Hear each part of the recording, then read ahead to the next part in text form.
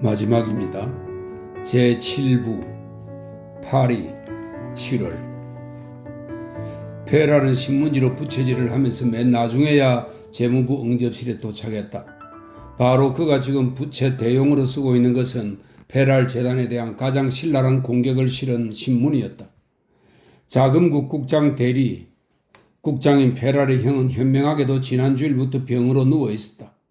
그 국장 대리, 프랑스 은행 대표자, 프랑스에서 어떤가는 상업은행 대표자, 기타 여러 금융기관의 대표자들이 여기저기 때를 지어 기다리고 있었다.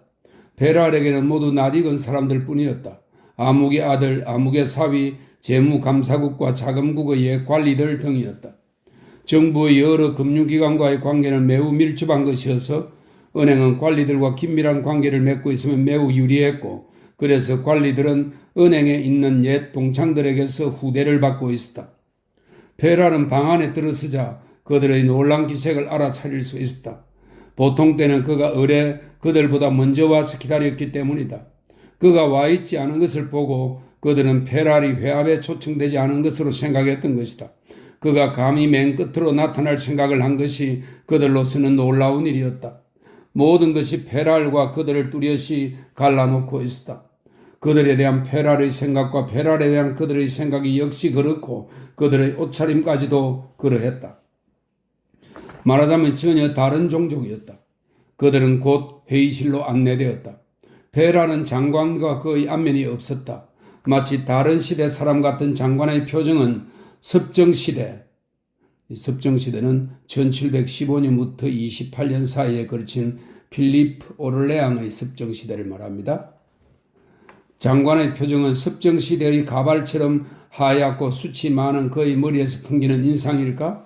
그 맑은 눈과 기품 있는 얼굴, 그 부침성 있는 미소 등은 장관이 매우 인상 좋은 사람이라는 평판과 일치하고 있었다. 그는 국회의원 출신이었다.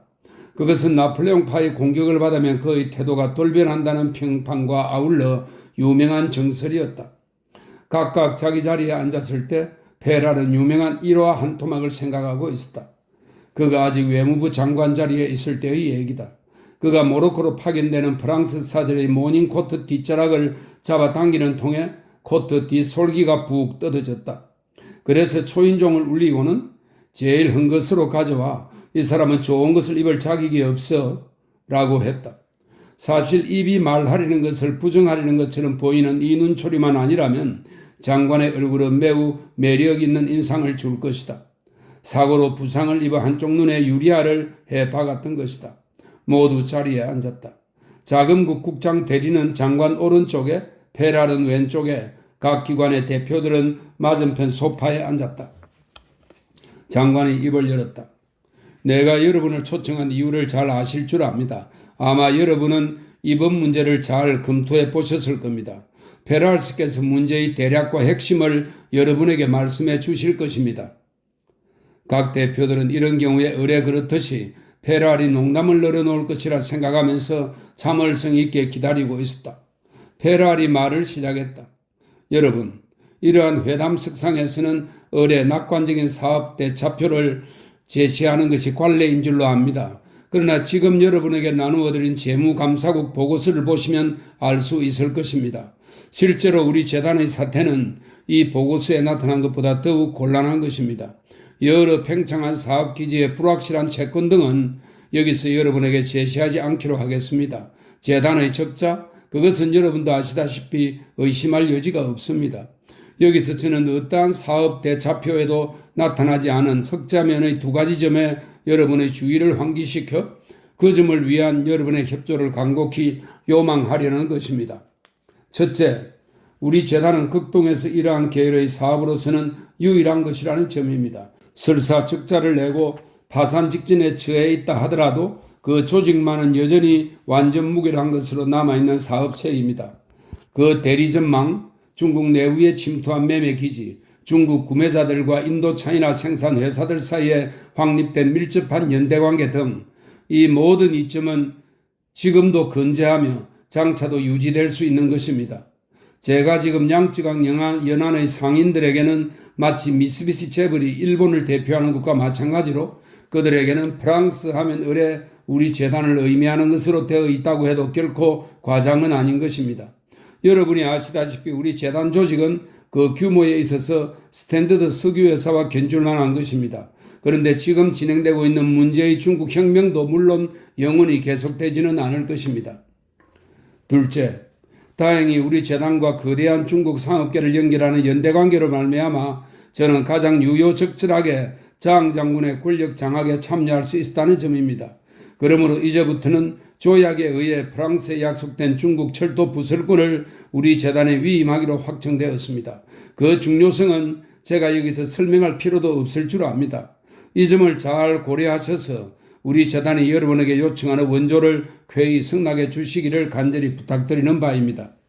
이러한 현 상태로 해서 아시아에서 우리나라를 대표하고 있는 이 강력한 조직이 아시아에서 사라지지 않게 되기를 바라는 것도 당연하다고 생각하는 바입니다. 설령 그것이 설립자의 손을 떠나는 한이 있더라도 말입니다. 각 대표들은 배부된 대차표를 주의 깊게 살펴보고 있었다. 이미 알고 있는 일이고 살펴보았자 그 이상 새로운 사실을 알아낼 수도 없는 것이었다. 모두들 장관의 발언을 기다리고 있었다. 장관이 다시 입을 열었다. 신용이 타격을 받지 않는다는 것은 비단 국가의 이익뿐 아니라 여러 금융기관의 이익도 될 것입니다. 중국 산업은행이나 페랄재단 같은 중요한 기관이 쓰러진다면 모든 사람에게 유감스러운 일이 아닐 수 없습니다. 그는 안락의자 등받이에 몸을 기대고 연필 끝으로 앞에 놓인 앞지를 톡톡 두드리면서 무관심한 태도로 말하고 있었다. 각 대표들은 그의 태도가 좀 더 분명해지기를 기다리는 눈치였다. 이때 프랑스 은행 대표가 발언을 했다. 장관 각하, 저는 좀 더 다른 의견을 말씀드리고 싶습니다. 이 석상에선 본인만이 신용관계 기관의 대표가 아닙니다. 따라서 공정한 입장에서 말할 수 있다고 봅니다. 과연 지난 몇 달 동안 공황으로 말미암아 은행 예금이 줄어든 것은 사실입니다. 그러나 6개월 후면 지불 금액은 자동적으로 되돌아올 것입니다. 더구나 최대의 담보로 대표하는 주요 은행에서는 틀림없이 회수될 것입니다. 지금 문제가 된 재단의 몰락은 여기 모인 여러분의 은행에 불리하기는커녕 오히려 유리하지 않을까 생각됩니다. 크레디트를 가지고 농간을 부리는 것은 항상 위험한 장난이라는 점을 제외하면 사실 그렇습니다. 가령 지방은행이 10개쯤 파산한다고 치면 그로 인해 불가피하게 되는 정치적 지장만을 고려하더라도 여러분의 은행에 결코 유리하지는 않을 것입니다. 결국 모두들 무의미한 말만 늘어놓는군. 그렇지 않다면 프랑스 은행이 사건에 끌려들어 자기가 두려워서 그러는 것이지. 다른 은행들이 돈을 내면 자기네도 내야 하니까. 페랄은 속으로 이런 생각을 하고 있었다. 침묵. 질문하듯 쭉 훑어보던 장관의 시선이 어느 한 대표의 시선과 마주쳤다. 경기병 중이 같은 얼굴에 때뜸 책망이라도 할 듯이 노려보는 눈초리였다. 그는 또렷한 목소리로 말했다. 오늘 같은 회합에서는 보통 이런 말은 안 합니다만 제시된 대차표 전 항목을 총괄적으로 볼 때 본인은 페랄 씨처럼 비관적인 견해는 품지 않는 바입니다. 사실 이 재단 소속의 여러 은행은 공경에 빠져 있습니다. 그러나 그중 몇몇 회사는 현상 유지만 하더라도 충분히 버텨나가리라고 봅니다. 제가 여러분의 지지를 바라는 것은 재단 사업 전체에 대해서입니다. 만약 이 재단이 무너지는 날에는 그 사업의 프랑스를 위한 국가적 이익은 완전히 상실되는 것입니다. 이때 다른 대표 한 명이 입을 열었다. 갸름하고 야가 보이는 얼굴이었다. 어쨌든 재단의 주요 투자민에 관해서는 낙관적인 것으로 보입니다. 재단의 채권은 아직 발행되지 않았으니까요. 그는 이렇게 말하며 페랄의 웃옷 깃을 바라보고 있었다. 페랄도 이상한 생각이 들어 그 눈길을 쫓아 자기 옷깃을 들여다보았다. 그리고 그 이유를 깨달았다. 자기만 훈장을 달지 않았던 것이다. 그것도 의식적으로. 지금 발언한 사내는 코망되르급의 훈장을 달고 있었다. 그는 남을 무시하는 듯한 페랄의 그 빈 단축구멍을 밉살스러운 눈소리로 노려보았다. 페랄은 자기 역량에 대한 존경 외에 다른 존경은 절대로 바라지 않는 성미였다. 페랄이 이에 응답했다. 아시다시피 채권은 발행될 예정입니다. 발행될 것이며 또 충분히 지탱될 것입니다. 그것은 미국 은행들의 문제이며 그들 은행 손님들과는 관계가 없죠. 손님들은 미국 은행들이 사라는 것을 살 뿐일 테니까요.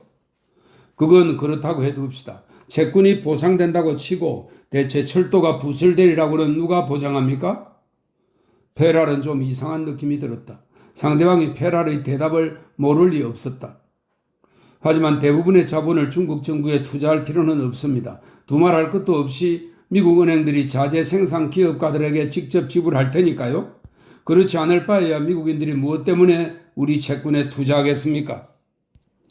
그야 물론이죠. 그러나 장이 암살당하든가 아니면 패배할 가능성도 없지 않습니다. 그리고 러시아 과격파가 다시 머리를 드는 날에는 채권도 발행될 수 없을 테고요.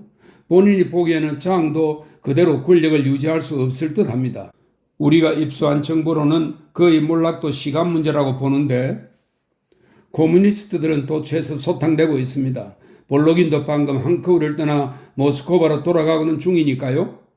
페랄이 대꾸했다.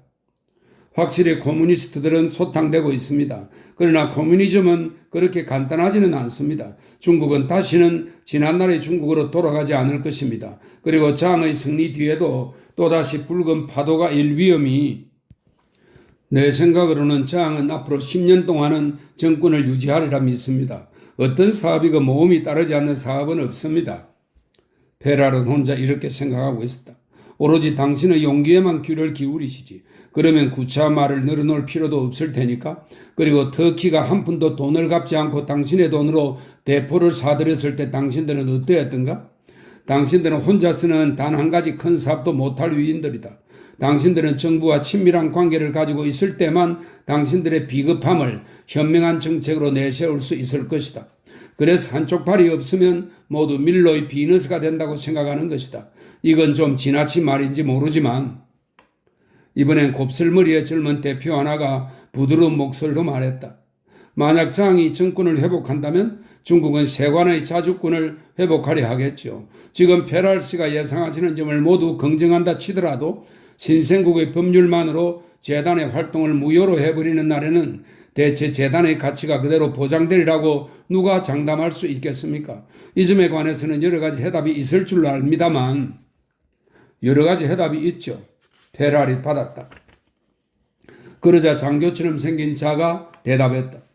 그래도 여전히 이 사업이 불확실하다는 점에는 다름이 없습니다. 설사 아무 위험이 없다고 하더라도 그것이 장기 크레디트를 피할 수 없다는 점은 여전합니다. 사실 한 사업가의 존망에 관한 문제에 참가하는 일이니까요.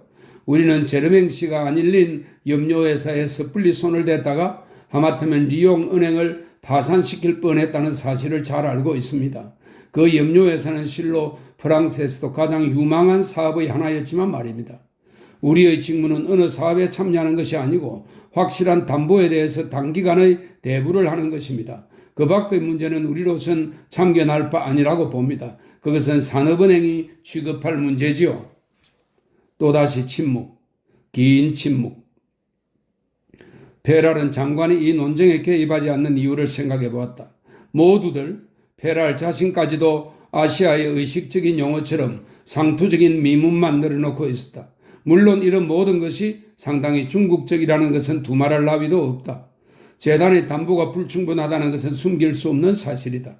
그렇지 않다면야 무엇 때문에 그가 이 자리에 와 있겠는가?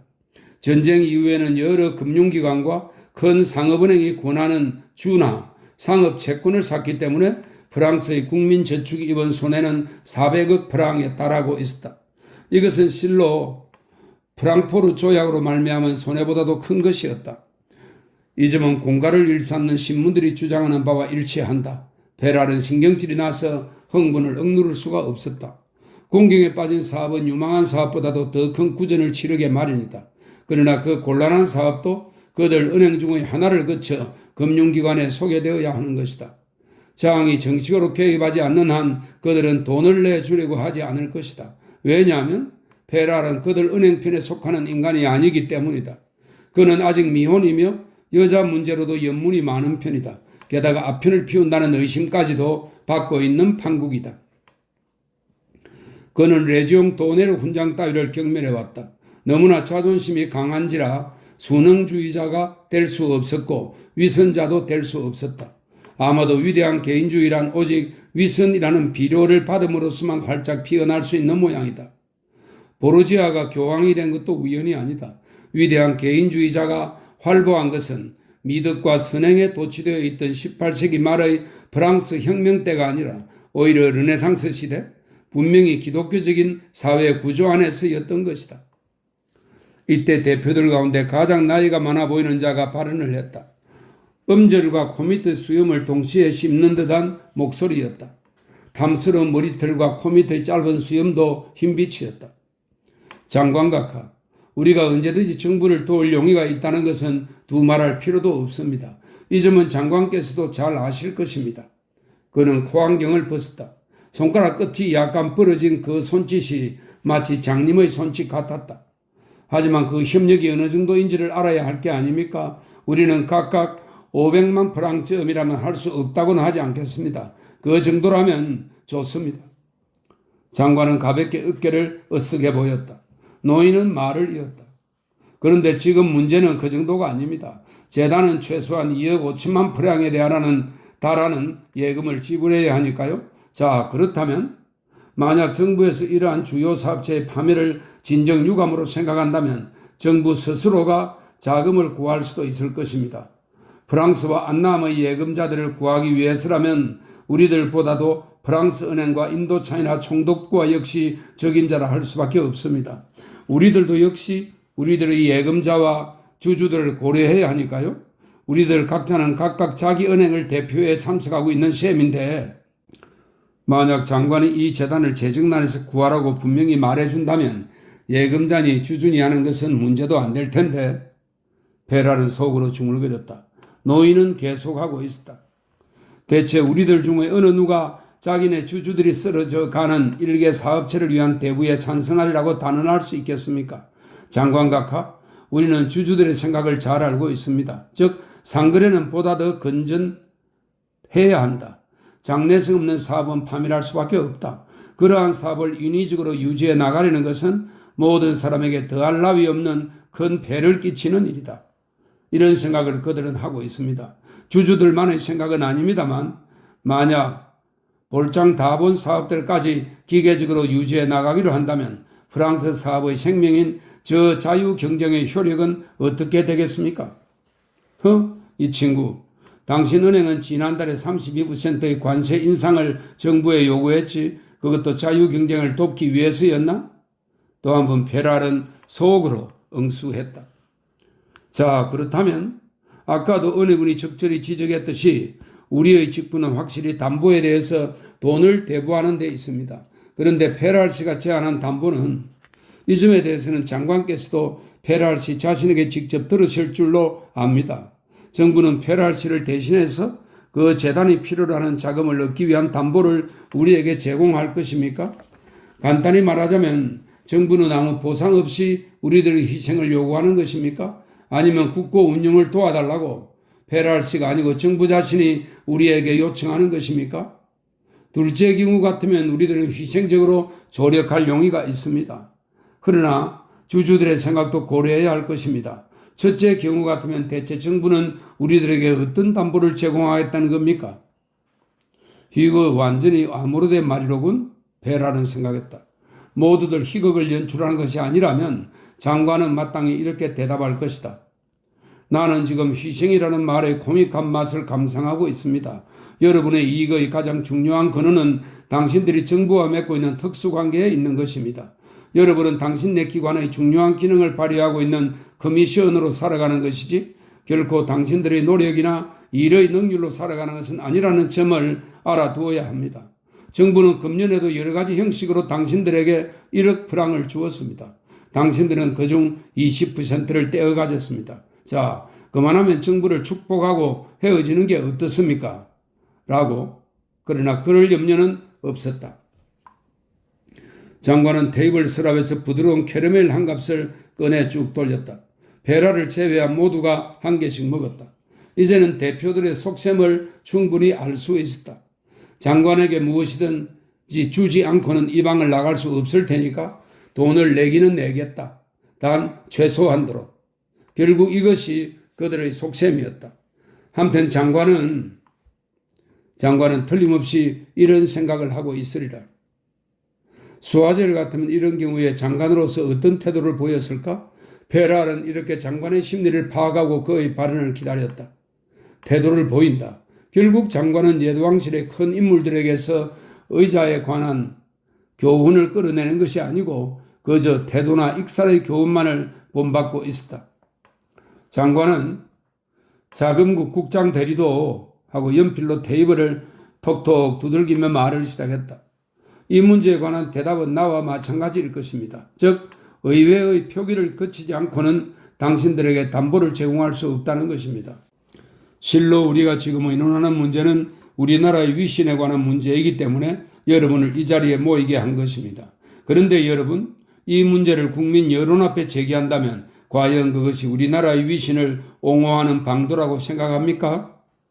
물론 그럴 테죠. 그러나 장관각하 침묵. 마침 대표들은 한참 페르메를 씹고 있는 참이었는데 입을 열기만 하면 오베르뉴 프랑스 중부 산악지대입니다. 오베르뉴 지방의 사투리 같은 말투가 튀어나올 것만 같았다. 그래서 그들은 심각하게 문제를 생각하는 체하고 입을 봉함으로써 곤경을 면하려 하고 있었다. 장관은 미소도 띄지 않고 그들의 얼굴을 하나하나 보고 있었다. 페랄은 그 옆모습을 바로 유리할 의안을 낀 쪽으로 바라보고 있었기 때문에 흡사 묻 새들 틈에 끼어 꼼짝 않고 시무룩하게 서 있는 거대한 흰 아라는 앵무새의 일종입니다. 거대한 흰 아라를 보는 듯한 인상이었다. 장관은 다시 계속했다. 여러분, 이 점에 관해서는 서로 이의가 없는 것으로 압니다. 이 문제를 어떠한 각도에서 생각하든지 간에 재단은행이 맡은 예금은 지불되어야 합니다. 인도 차이나 총독부는 재단 재건을 위해 필요한 금액의 4분의 1을 부담할 것입니다. 그러면 여러분은 어느 정도로 할 수 있겠습니까? 이 말이 떨어지자 그들은 저마다 캐러멜을 씹는 데서 피난처를 구하는 눈치였다. 심심찮은데 장관도 장난을 좀 하고 싶은 게지? 그러나 캐러멜이 없어도 결과는 마찬가지였을 것이다. 페랄은 속으로 중얼거렸다. 그는 장관이 발언하는 의논의 가치를 잘 알고 있었다. 언젠가 의회의 표기를 거치지 않고 공채 이윤을 감수해달라고 자금국에 요구한 적이 있었다. 그때 그런 요구를 하는 사람들에게 다음과 같은 대답을 하는 사람은 다름 아닌 페랄의 형이었다. 그렇다면 내 귀여운 애인에게도 내 독단으로 2억 프랑쯤 주지 못할 이유가 어디 있겠습니까? 라고. 침묵. 앞서보다도 더 큰 침묵이었다. 대표자들은 자기네들끼리 수군거리고 있었다. 이번에는 페랄이 말했다. 장관각하, 정말 어떻게 해서든지 우리 재단의 건전한 사업을 재건하고 어떤 일이 있더라도 예금을 지불해 주어야 한다면 마땅히 좀 더 큰 노력을 바라야 하지 않을까요? 물론 재단의 유지를 위한 노력도 도외시할 수는 없지만 이만큼 광범위하게 조직된 사업체란 국가적 견제에서 볼 때 수억 프랑의 예금에 못지않은 중요성을 가지는 것이 아니겠습니까? 장관이 받았다. 사실 500만 프랑 정도를 가지고야 어디 의논할 만한 숫자가 됩니까? 방금 여러분은 희생적 원조를 운운하셨지만 여기서 좀 더 절실한 방법으로 여러분의 희생적 봉사에 호소해야 될까요? 여러분의 이사회가 국가에 의한 은행 통제를 극복하려는 줄은 본인도 잘 아는 바입니다. 그런데 이와 같은 재단이 몰락하는 경우 그 은행의 국가 통제를 요구하는 여론이 일어나리라고는 생각되지 않습니까?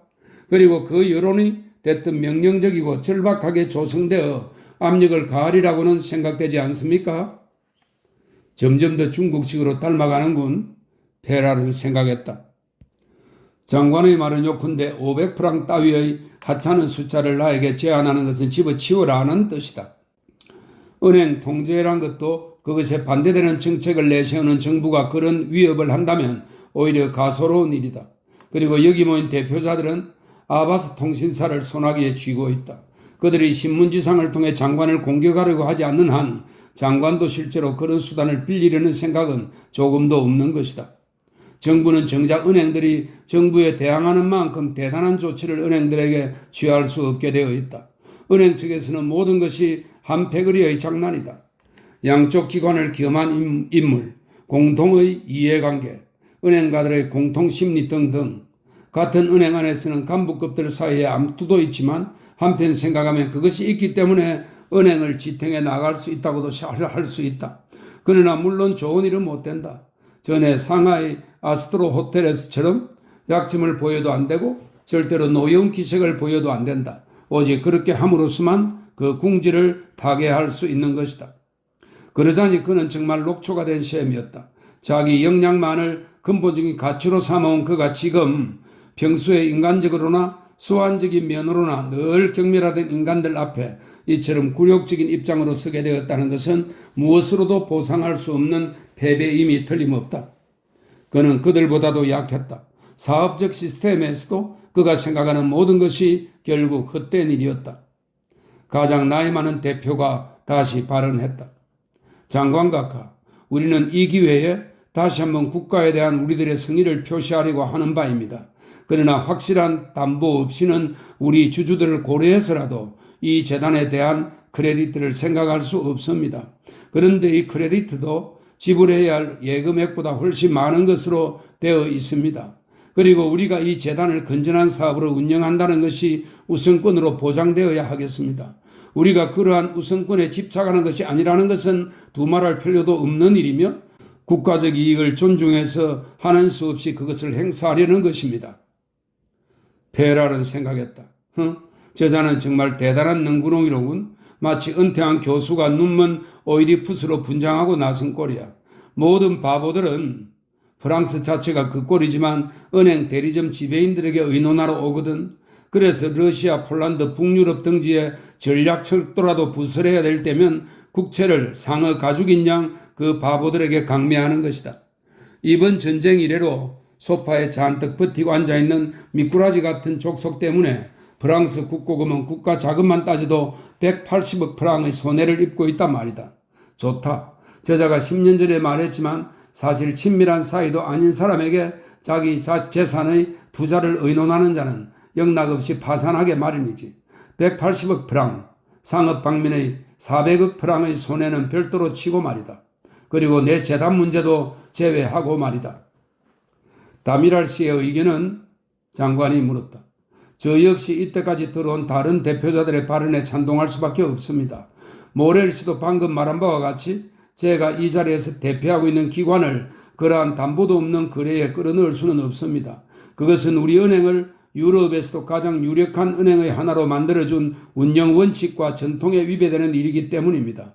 이 원칙과 전통은 이제까지도 번번이 공격을 받은 바 있습니다만 그것은 지켜나감으로써 오히려 국가가 희생을 요구할 때 쾌히 헌신할 수 있는 것입니다. 바로 5개월 전에도 그랬고 오늘도 또는 내일도 그리할 것입니다. 이 원칙과 전통은 되도록 우리가 예금자들에게 담보물을 확보해 줄 것을 요구하지만 지금 제가 그 담보물을 원하지 않을 수 없는 것도 따지고 보면 아까 말씀드린 것처럼 국가가 희생을 요구하는 일이 빈번하기 때문이며 우리들 또한 그 국가의 호소에 응할 결심을 했기 때문입니다. 장관 각하께 감히 말씀드리겠습니다만 우리는 그 담보 덕분으로 장관 각하의 희망에도 응할 수 있는 것입니다. 결국 우리가 해낼 수 있는 금액은 2천만 프랑 정도가 아닐까 생각하는 바입니다. 대표들은 그 말을 듣고 깜짝 놀라 서로 쳐다보았다. 그렇게 되면 예금만은 지불할 수 있을 것이다.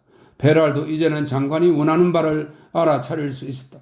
자기는 사건에 끌려 들어가지 않고 페랄의 형에게 만족을 주자는 것, 예금을 지불케 하자는 것, 은행들로 하여금 돈을 내게 하되 최소한도로 할 것, 만족할 만한 성명서를 작성할 수 있도록 할 것 등등이었다. 아직도 흥정은 계속되고 있었다. 결국 재단은 몰락할 것이다. 그러나 장관으로서는 예금만 지불되면 재단의 몰락 따위는 아랑곳 없는 것이다. 각 은행은 그들이 요구하는 담보를 받게 되었다. 어쨌든 그들도 손해는 볼 테지만 대단한 금액은 아닐 것이다. 재단 사업 중에 어떤 것은 존속하게 되겠지만 결국 그들의 은행 반개회사로 될 것이다. 그 밖의 나머지 문제는 이 회합에서는 상하이 사건의 전모도 한갓 완전한 난센스로 끝날 판국이었다. 그는 차라리 자기가 모든 것을 날려버리고 헐벗은 기운이 되었으면 했다. 자기 사업을 빼앗겼건 도둑을 맞았건 어쨌든 남의 손에 넘어가는 한이 있더라도 그 사업이 존속되는 것을 보았으면 했다. 그러나 장관은 장관대로 지금 의회에 대한 두려움 밖에는 아무것도 염두에 없을 것이다. 오늘은 모닝코트를 찢을 필요도 없으리라. 페랄이 상관의 입장에 있었다면 우선 면모를 일신한 재단을 자기가 떠맡고 이어 어떤 대가를 지불하더라도 재단을 존속시켰으리라. 은행들에 관해서는 페랄은 평소부터 그들이 구제할 수 없는 겁쟁이라고 생각해왔다. 페랄은 전에 자기 적들 중 한 사람이 자기를 평한 말을 흐뭇한 기분으로 기억했다. 페랄은 항상 은행을 도박장으로 생각하려는 녀석이야 라고. 바로 곁에서 전화가 울렸다. 비서 한 명이 들어왔다. 장관각하, 총리께서 특별 전화입니다. 만사가 잘 진행 중이라고 전해주게. 아니, 내가 봤지. 장관이 나갔다. 잠시 후에 돌아오더니 프랑스 최대 상업은행의 대표에게 묻는 듯한 시선을 던졌다. 이 회합의 대표를 보낸 유일한 상업은행이었다. 코걸이에 납작낀 안경과 평행에서 자라고 있는 뻣뻣한 코밑 수염에 머리가 벗겨진 아주 시들한 얼굴이었다. 그는 아직 한 번도 발언한 일이 없었다. 그는 느릿느릿 말을 시작했다. 우리로서는 이 재단의 존속에는 아무 관심도 없습니다. 철도 부술권 같은 건 조약에 의해서 프랑스에 주기로 확정되어 있지요. 이 재단이 쓰러지면 다른 회사가 설립되든지 또는 사월 확장에 그 뒤를 인계하게 될 것이고, 여기서 페랄이 받았다. 그리고 그 신설회사라는 것은 인도 차이나를 공급하지는 않고 이익만 분배하는 회사일 테죠. 그러나 그 회사는 저항을 위해서 손톱만큼도 공헌한 바 없으니 결국 중국에서의 그 지위는 가히 짐작할 수 있습니다. 만약 여러분이 과거에 국가를 위해서 아무 공헌도 하지 않았더라면 오늘날 여러분이 어떤 입장에 놓여 있을 것인가를 생각하면 알 수 있는 일입니다. 그리고 그 조약이라는 것도 프랑스라는 병풍 뒤에서 미국이나 영국의 어느 회사에 의해서 슬쩍 이용될 것은 분명한 일입니다. 그리하여 여러분은 지금 나에게 거절한 돈을 필경은 장차 그들에게 대부해주는 결과가 될 것입니다. 아시아에 있는 프랑스 은행들이 썼던 종래의 정책은 중국인에게 대부하지 않기 위해서 결국 영국인들에게 대부하게 되는 그러한 담보 대부 정책이었던 것입니다. 그렇기 때문에 우리의 재단이 설립된 것도 그러한 이유에서였습니다. 우리는 여태껏 위험한 정책을 써온 셈입니다. 그것은 나는 감히 그런 말은 하지 않았소만 명백한 일입니다. 우리가 그 결과를 받아들이는 것은 당연한 일입니다. 예금 지불은 보장된다. 580억 프랑의 손해까지는 되지만 580 몇 억 프랑은 안 된다. 결국 이거죠. 좋습니다. 여러분, 꼭 여러분이 보시고 싶다면 우리 재단이 어떻게 종말을 고하는가를 다 같이 보기로 합시다. 고베. 화창한 봄날이었다. 메이는 차를 잡아 탈 돈도 없어서 가마 화백의 집을 향해서 걸어 올라가고 있었다. 만약 지조로 노인의 짐이 너무 무겁다면 늙은 화백에게 돈을 구워 배를 타러 나가야 할 것이다. 지조로는 상하이를 떠나면서 가마의 집으로 피신하겠노라고 했던 것이다. 그래서 고베에 도착하자 메이에게 자기 주소를 적어 보냈다. 그 후 아무 소식도 없었다. 그가 피신해 있는 동안에 모스크바에 있는 수는 학원의 교수로 임명되었다는 것을 알려주었을 때도 아무 회답이 없었다. 일본 관원이 두려워서였을까?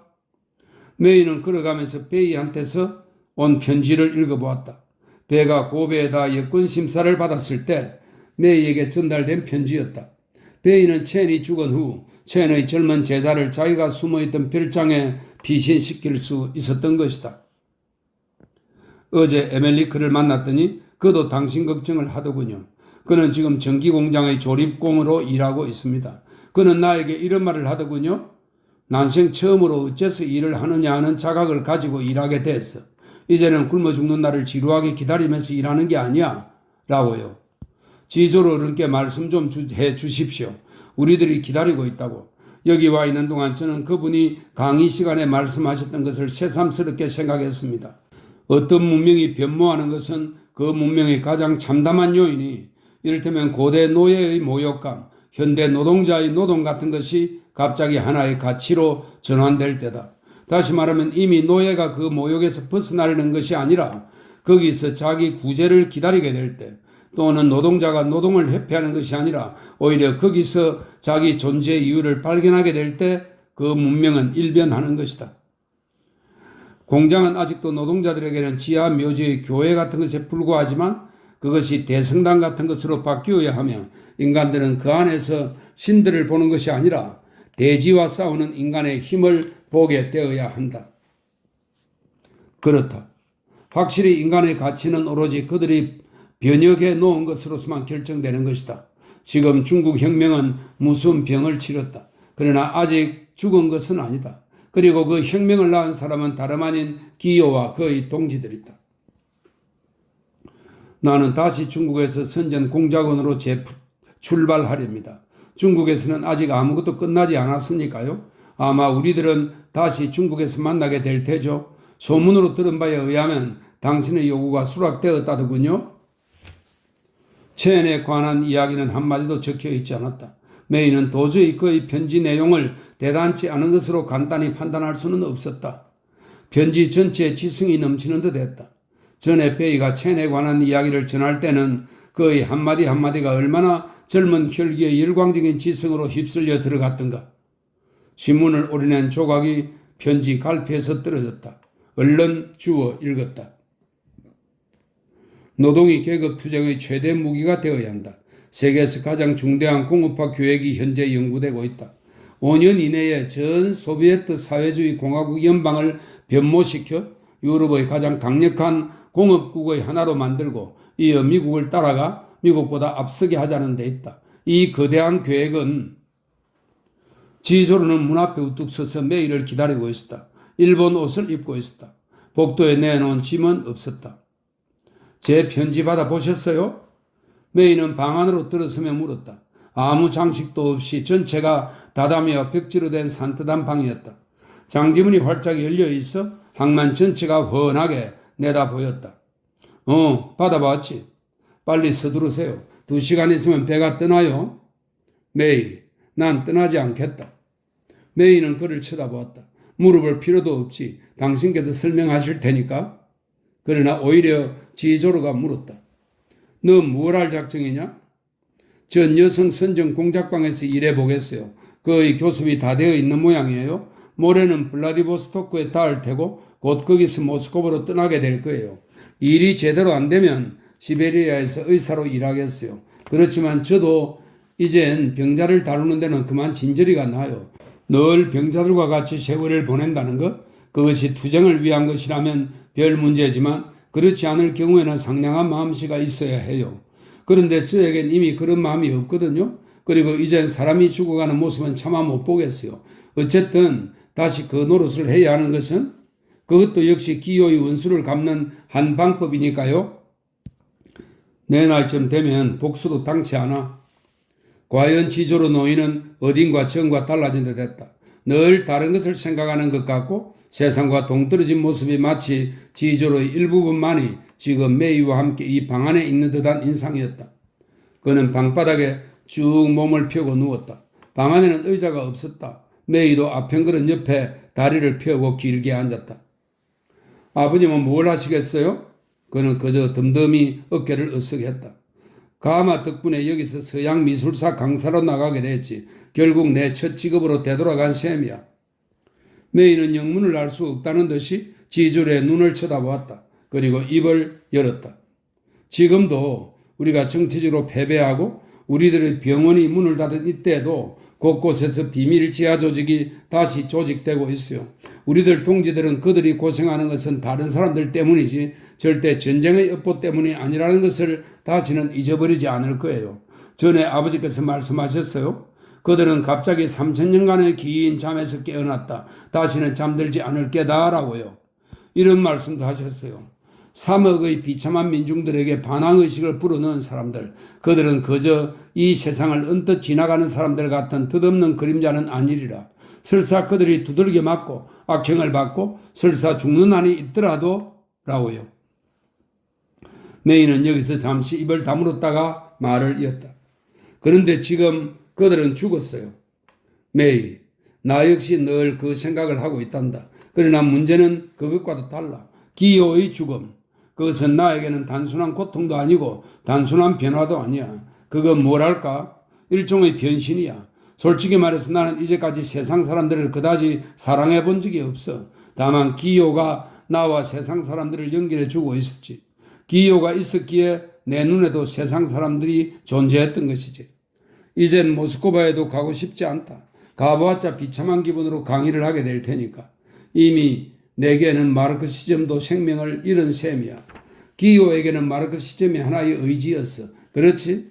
그러나 내가 보기에는 하나의 숙명이야. 그리고 내가 그 마르크시즘에 동의했던 것도 따지고 보면 내 죽음에 대한 고통이 숙명에 찬동했기 때문이지.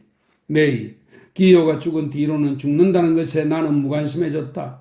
말하자면 나는 동시에 죽음과 삶에서 해방된, 해방이라 어쨌든 해방된 셈이야. 이런 심경으로 내가 가서 뭘 한단 말이냐? 또 한 번 변호하셔야죠. 이제 내게는 잃어버릴 자식도 없어. 그런 성격이 남성적인 여자에겐 별로 관심이 없었다. 메이가 지주로에게 감명을 줄 수 있는 것도 오로지 자기 아들 때문에 며느리와 나누는 사랑을 통해서 아들 기요가 사랑했던 여자라는 점에서 가능할 뿐이었다.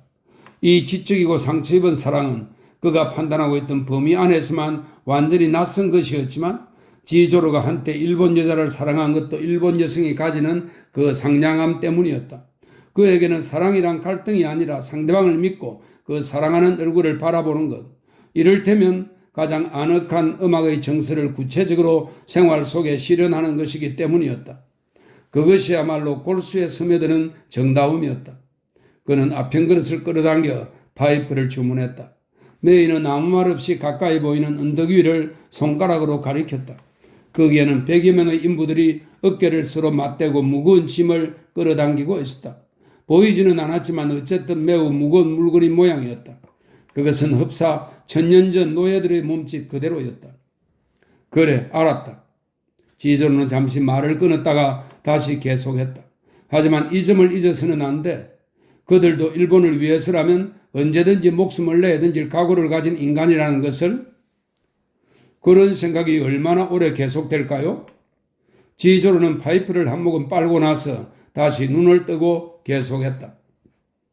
사람은 오랫동안 인생을 속이고 살아갈 수도 있어. 그러나 결국은 인생이 우리를 자기가 타고난 본연의 모습으로 되돌려주는 법이지. 그러나 노인이란 자기 자신의 인생의 고백이나 다름없지. 그리고 숱한 사람들이 대개 늙음하게 가서 허무한 말로를 보이는 것은 다시 말하면 그 숱한 사람들의 인생이 본시 허무였다는 것을 말할 따름이야. 다만 그것을 숨기고 있었을 뿐이지. 그러나 그것도 뭐 대단한 일은 아니야. 결국 현실이란 없다는 걸 알아야 해. 오직 관조의 세계가 있다는 것을 알아야 한단 말이야. 아편을 복용하건 복용하지 않든 간에 그리고 그 세계에서는 모든 것이 공허하다는 것을. 거기서 무엇을 관조하나요? 아마 그 공허를 관조할 테지. 그것만으로도 대단한 일이거든. 기요도 언젠가 메이에게 이렇게 말한 적이 있었다. 아편은 아버지의 생활 속에서 아주 큰 역할을 하고 있어. 하지만 과연 그것이 아버지의 생활을 규정하는 것인지 아니면 아버지에게 불안을 주는 어떤 힘들을 정당화하는 것인지 의심스러워지는 때가 있어. 지조로가 다시 계속했다. 만약 체인이 혁명과 관계없는 생활을 했더라면 그도 마침내는 자기가 범한 살인 같은 건 잊어버렸을 거야.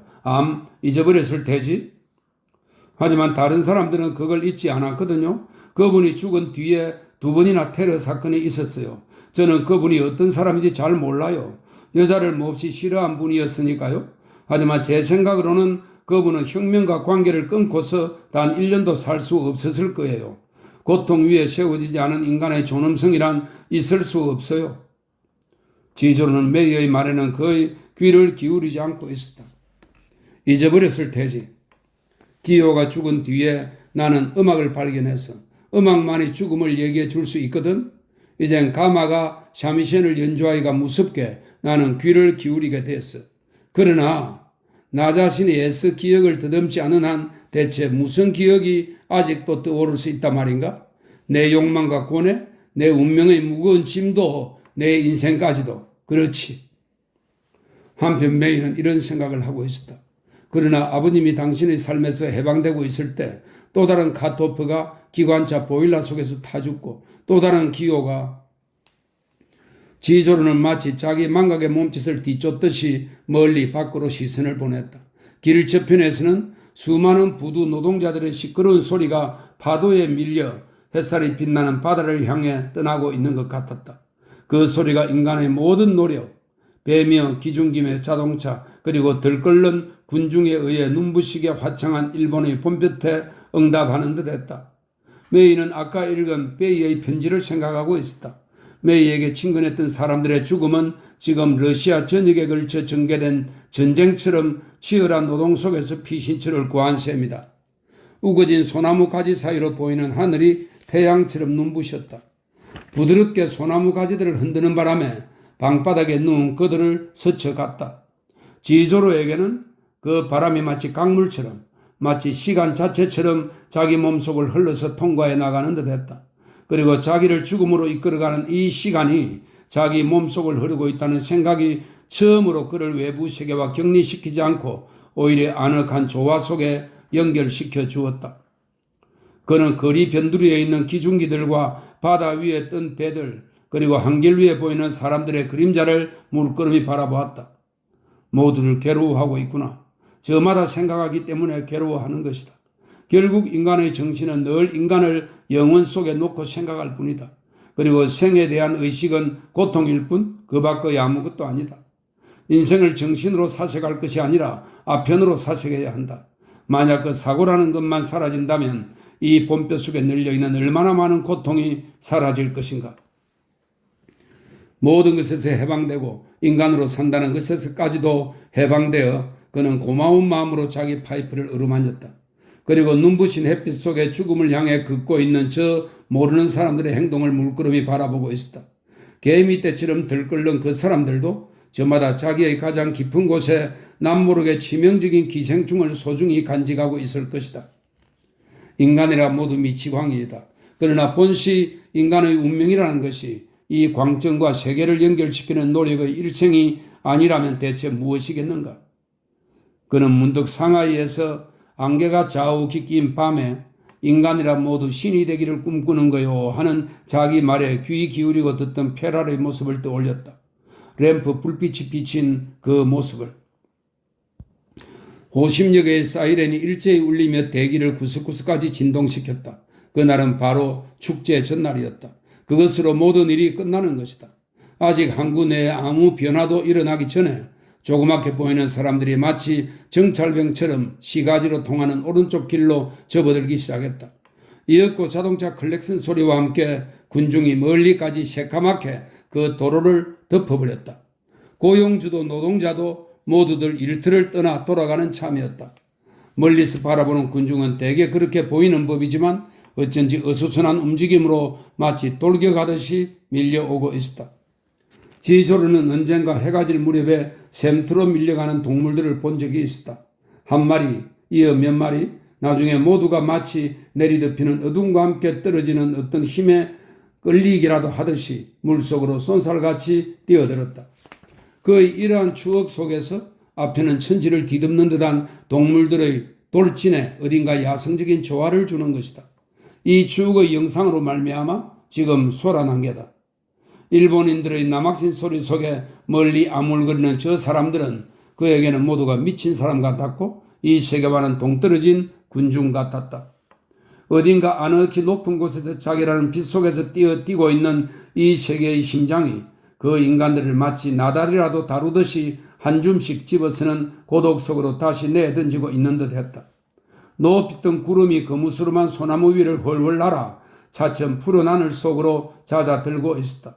그러자 지조로에게는 그 구름들 중의 한 조각이 바로 그 중의 어느 하나가 자기가 일찍이 알았던 또는 사랑했던 사람 그리고 지금은 죽어 이 세상에 없는 사람들을 나타내는 듯한 느낌이 들었다. 인간은 살과 피로 두껍고 무겁다. 죽는 것이 모두 그렇듯 자기 자신에게 영원히 붙어있는 고뇌로 무거운 것이다. 그러나 그 피도 그 살도 그 고뇌도 그리고 죽음까지도 저 더 높은 하늘의 별 속에 녹아버리는 것이다. 마치 음악이 적막한 어둠 속에 녹아내리듯이. 그는 가마의 샤미셴 멜로디를 생각했다. 그러자 인간의 고통이 대지의 노래 자체인 양 연방 땅에서 피어올랐다가 사라지는 것 같았다. 마치 자기 심장처럼 내부에 감추어져서 전율하고 있는 평화와 그 위에서 사로잡힌 고통이 다시 슬며시 고개를 들며 그 냉혹한 팔을 서서히 움츠렸다. 요즘 많이 피우시죠? 메이는 같은 질문을 되풀이했다. 아까도 한번 물었지만 지조로의 귀에는 들리지 않은 모양이었다. 지조로의 시선이 방 안으로 돌아왔다. 너의 생각을 알아듣지 않는다고 생각하니? 너의 생각을 너보다도 내가 잘 알지 못할 거라고 생각하느냐? 무슨 권리로 나를 판단하느냐고 내게 묻는 것이 쉬운 일이 아닐 거라고 생각하느냐? 그의 시선이 메이 위에 묻었다. 너 어린애를 갖고 싶은 생각은 없니? 메이는 아무 대답도 하지 않았다. 전에는 그렇게도 강렬했던 그 욕망도 이제는 오히려 하나의 배반처럼 생각되었다. 그러나 메이는 지조로의 그 평온한 얼굴을 바라보며 공포를 느꼈다. 사실 그는 깊은 죽음의 밑바닥에서 다시 떠오르는 듯한 얼굴이었다. 공동묘지의 어느 시체처럼 낯선 얼굴이었다. 기요의 행동은 기진맥진한 중국에 가해진 탄압 속에서, 민중의 불안과 희망 속에서 마치 강물이 뚫고 나간 협곡에 새긴 고대 왕국의 비명처럼 아로새겨져 있다. 그들 몇 사람이 낡은 중국을 다시는 되돌아올 수 없는 암흑 속으로 눈사태와 같은 요란한 소리와 함께 던져버린 것이다. 그러나 그 낡은 중국조차도 기요의 인생의 의의가 지금 그 아버지의 얼굴에서 사라지듯이 그렇게 씻은 듯 사라지지는 않았을 것이다. 지조로는 다시 말을 이었다. 내가 사랑하던 유일한 것을 빼앗겼다. 그래도 너는 내가 예전의 나대로 변치 않기를 바라는구나. 내 사랑이 너의 사랑만 못하다고 생각하느냐? 너의 사랑이 변하지 않을 정도의 너의 사랑보다 말이다. 아직 죽지 않은 사람의 육체가 변하지 않듯이요. 지조로는 메이의 손을 쥐면서 말했다. 너도 알고 있겠지. 한 사람을 만들려면 9달이 필요하지만 죽이는 데는 단 하루로 족하다라는 말을. 우리는 그걸 서로 뼈저리게 깨달은 셈이다. 그러나 메이, 한 인간을 완성하는 데는 9달이 아니라 60년의 긴 세월이 필요한 거다. 60년간의 갖가지 희생과 의지와 그 밖에 이루 헤아릴 수 없는 여러 가지가. 그런데 그 인간이 다 만들어졌을 때 이미 유년기도 청년기도 다 지나가 버리고 정말로 그가 한 인간이 되었을 때 그때는 이미 죽는 것밖에 남지 않는 거란다. 메이는 절망한 듯이 그를 바라보았다. 그는 다시 구름을 쳐다보고 있었다. 너도 알 테지만 나는 정말 기요를 사랑했다. 보통 세상 사람들이 자기 자식을 사랑하는 것과는 달랐어. 그는 여전히 메이의 손을 쥐고 있었다. 그 손을 끌어당기며 자기의 두 손으로 꼭 감싸쥐었다. 메이, 내 말을 잘 들으라. 죽은 사람이 아니라 산 사람들을 사랑해야 돼. 전 사람을 사랑하려고 모스크바에 가는 건 아니에요. 그는 햇빛이 구석구석 내리쬐는 황홀한 항만의 풍경을 바라보고 있었다. 메이는 자기 손을 빼냈다. 메이, 복수의 길에서 생활과 마주치는 일도 있는 법이란다. 그렇다고 일부러 이쪽에서 생활을 불러들일 생각은 없어요. 메이는 일어났다. 작별의 뜻으로 그에게 손을 내밀었다. 그러나 지조로는 두 손으로 메이의 두 뺨을 잡고 키스했다. 기요도 마지막 날 이렇게 바로 이런 식으로 키스를 했던 것이다. 그 후 어느 누구의 손도 메이의 얼굴에 닿은 적이 없었다. 저는 이제 더 이상 울지 않아요. 메이는 다부지게 말했다. 그러나 쓸쓸한 기색을 숨길 수는 없었다.